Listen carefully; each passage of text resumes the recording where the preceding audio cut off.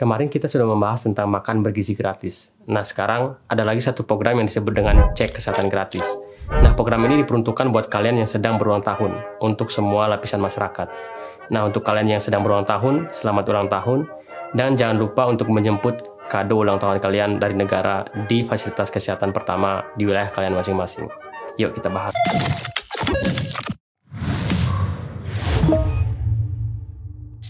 Nah, untuk cara mendapatkan pemeriksaan kesehatan ini akan kami bahas di bagian akhir. Karena ada permasalahan dasar yang menurut kami cukup menarik untuk dibahas, yang tentunya bisa mempengaruhi program ini. Maka dari itu, simak video ini sampai akhir.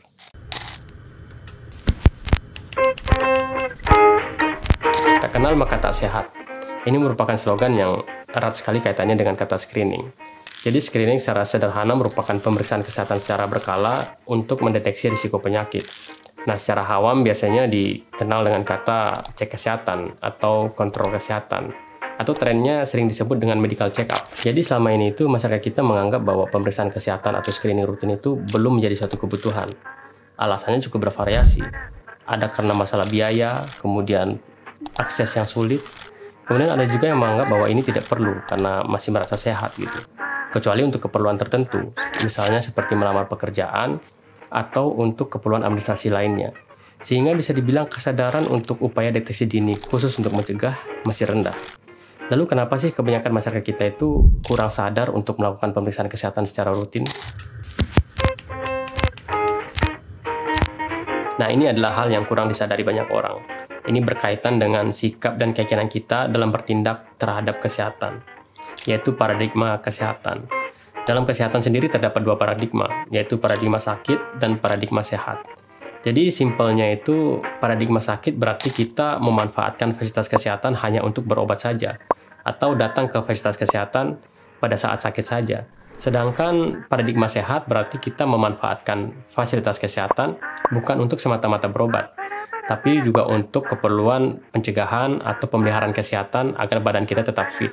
Maka fasilitas kesehatan ini bukan hanya untuk orang sakit yang ingin berobat saja, tapi juga untuk orang sehat yang ingin tetap sehat. Nah, ini kenapa konsep screening atau cek kesehatan ini merupakan ujung tombak daripada peningkatan derajat kesehatan dan merupakan fondasi dari paradigma sehat. Nah, selama ini paradigma kesehatan masyarakat kita itu ya masih sebatas paradigma sakit. Kemudian kita lihat juga dari penyebab kematian terbesar di Indonesia. Ternyata penyebab kematian terbesar itu disebabkan oleh penyakit yang dapat dicegah sebetulnya. Artinya masyarakat kita itu kurang aware tentang kondisi tubuhnya. Ini juga bisa dilihat dari proporsi masyarakat yang datang untuk melakukan pemeriksaan kesehatan rutin. Itu cuma 38,8%. Kemudian melihat rendahnya kesadaran masyarakat kita terhadap upaya pencegahan, maka bisa dibilang mereka yang datang pemeriksaan kesehatan itu merupakan mereka penyandang penyakit atau mereka yang sudah memasuki usia kelompok rentan yang keperluannya pasti untuk terapi.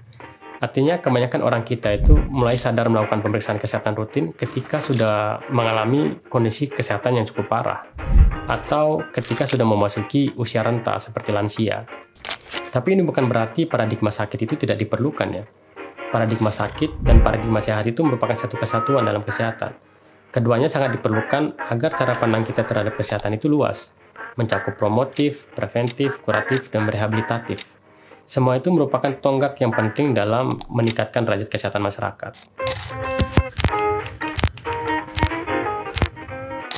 Memang sakit dan penyakit merupakan beban yang berat.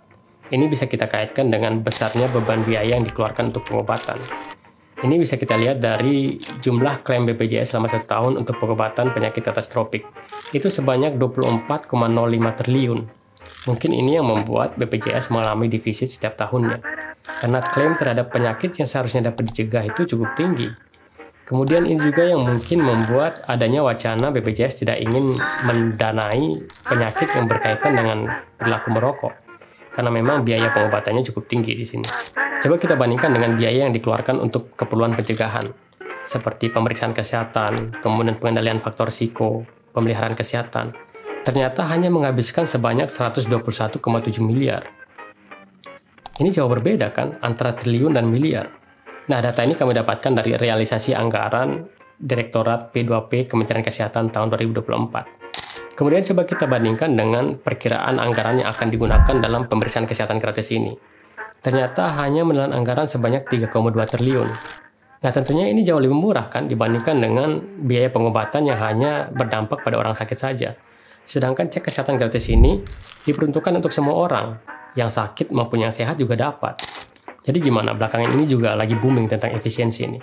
Kami rasa ini merupakan contoh efisiensi yang tepat, ya enggak? Pemeriksaan kesehatan rutin memang terdengar remeh. Padahal sebenarnya ini dapat memberikan dampak positif yang cukup luas. Salah satunya adalah peningkatan kualitas hidup. Ini ada kaitannya dengan tingkat produktivitas, karena memang derajat kesehatan seseorang itu berpengaruh pada tingkat produktivitasnya. Logika sederhananya ya, orang yang sakit nggak mungkin bisa bekerja secara optimal, apalagi orang sakit-sakitan kan. Jadi pemeriksaan kesehatan rutin ini akan membantu orang untuk mendeteksi masalah kesehatannya sedini mungkin, sehingga manajemen faktor risikonya dapat dilakukan lebih awal. Dan ini juga dapat membantu untuk membentuk gaya hidup yang sehat. Tapi ingat, di sini faktor utamanya adalah kesadaran masyarakat. Kesadaran untuk memelihara kesehatan tidak perlu menunggu sakit terlebih dahulu. Kalau kita sudah memiliki kesadaran ini, maka secara otomatis angka harapan hidup dan tingkat produktivitas kita akan meningkat. Impact-nya pasti akan berpengaruh pada pertumbuhan ekonomi yang positif. Kemudian keuntungan lainnya adalah dapat menekan beban kesehatan. Ini berkaitan dengan pembiayaan pengobatan yang sangat besar, di mana jika kita lihat rata-rata kematian di Indonesia, ternyata diakibatkan oleh penyakit-penyakit yang sebetulnya bisa dicegah. Dan 73,5%-nya membutuhkan biaya pengobatan yang mahal. Kemudian penyakit-penyakit ini juga bersifat kronis dan menahun, sehingga ini dapat menurunkan tingkat produktivitas kita. Dan pastinya pertumbuhan ekonomi di sini akan sulit. Kemudian seperti yang kami jelaskan tadi, bahwa pemeriksaan kesehatan ini akan membentuk gaya hidup yang sehat. Nah, apabila gaya hidup sehat ini terbentuk, maka pembiayaan yang dihabiskan untuk pengobatan ini bisa dialihkan ke keperluan yang lain, seperti peningkatan kualitas sarana-prasarana dan membuat pelayanan kesehatan yang lebih berkualitas. Kemudian ada satu quote yang bagus, yaitu data akurat, kebijakan tepat. Coba bayangkan jika semua masyarakat kita mau melakukan pemeriksaan secara rutin. Nah, ini akan memberikan gambaran secara aktual dan menyeluruh tentang kondisi kesehatan masyarakat kita. Dan datanya akan sangat membantu untuk melakukan kajian-kajian tentang kesehatan, dan juga bisa dijadikan acuan untuk membuat kebijakan kesehatan. Oh ya, ingat, pelayanan kesehatan yang kawan-kawan dapatkan, fasilitas kesehatan yang ada, sarana-prasarana, pembiayaan kesehatan, program-program prioritas yang dibuat, itu semua berdasarkan data-data masalah kesehatan yang kita miliki. Semakin banyak orang yang melakukan cek kesehatan, maka semakin valid pula data kesehatan yang pemerintah miliki. Maka semakin tepat kebijakan yang dibuat. Ya, ini jika datanya digunakan secara benar ya.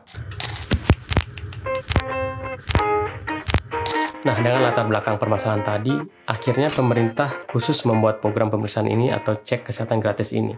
Program ini sudah resmi dilakukan pada bulan Februari, dan efektif dilakukan pada tanggal 10 Februari. Dan dilihat dari wacananya, sasaran dan pelaksanaan program ini akan dilakukan berdasarkan siklus hidup, yaitu bayi baru lahir, balita, anak usia sekolah, remaja, dewasa, dan lansia. Tahap pelaksananya akan memanfaatkan 3 momen, yaitu yang pertama momen ulang tahun. Nah, untuk momen ulang tahun ini diberikan pada semua masyarakat yang sedang berulang tahun, di mana rentang waktu yang diberikan adalah 30 hari atau 1 bulan dari hari ulang tahun kita. Jadi kawan-kawan, kalau misalnya kalian tidak memiliki waktu untuk melakukan pemeriksaan kesehatan di hari ulang tahun kalian, kalian bisa membuat jadwal di hari lainnya untuk mendapatkan pemeriksaan kesehatan gratis ini dengan rentang waktu 30 hari atau 1 bulan. Oh ya, karena program ini baru di-launching, jadi buat kalian yang berulang tahun di bulan Januari hingga Maret ini akan diberikan kesempatan sampai bulan April nanti. Kemudian momen sekolah. Nah, ini diperuntukkan untuk anak usia sekolah, di mana dilakukan di sekolah nanti pada tahun ajaran baru, yaitu di bulan Juli 2025 ini. Kemudian ada momen khusus yang dikhususkan untuk ibu hamil dan balita, dilakukan di puskesmas dan posyandu. Yang ini sebenarnya jenis pemeriksaan yang sudah ada sejak lama, tapi memang jenis pemeriksaannya tidak selengkap ini. Nah, untuk jenis pemeriksaan dalam program ini sangat komprehensif, mencakup pemeriksaan indera, kemudian kejiwaan, pemeriksaan fisik, laboratorium, penilaian faktor risiko, kemudian ada pemeriksaan prenatal, neonatal, antenatal, dan lain-lain. Jadi bisa dibilang jenis pemeriksaannya sangat lengkap. Kemudian cara untuk mendapatkannya bagaimana? Jadi kalian harus mendownload satu aplikasi terlebih dahulu. Namanya itu adalah aplikasi Satu Sehat, yang sudah bisa kalian download di App Store maupun Play Store. Kemudian tinggal kita bikin akun saja di aplikasi itu menggunakan ID KTP. dan nanti akan ada notifikasi via WA yang dikirimkan ke kita pada saat ulang tahun. Nah, nanti kita masuk ke aplikasinya dan akan ada kuesioner screening yang harus kita isi secara mandiri. Kemudian setelah itu kita tinggal bikin jadwal untuk pergi ke fasilitas kesehatan tingkat pertama, baik itu puskesmas ataupun klinik terdekat, dengan membawa KTP, kode tiket yang kita dapat dari aplikasi, dan kuesioner yang telah kita isi secara mandiri. Kemudian nanti kita akan dilayani untuk melakukan pemeriksaan lanjutan sesuai dengan siklus hidup. Dan hasil lengkap pemeriksaannya bisa kita lihat di rapor kesehatan di aplikasinya. Nah, buat kalian yang sedang berusaha untuk melakukan hidup sehat, ini bisa jadi pelengkap untuk memonitoring kebugaran tubuh kalian. Tapi agar program ini dapat berjalan dengan baik, tentunya ada beberapa hal yang harus diperhatikan, seperti kesiapan fasilitas kesehatan, kemudian sarana prasarana, dan tenaga kesehatannya.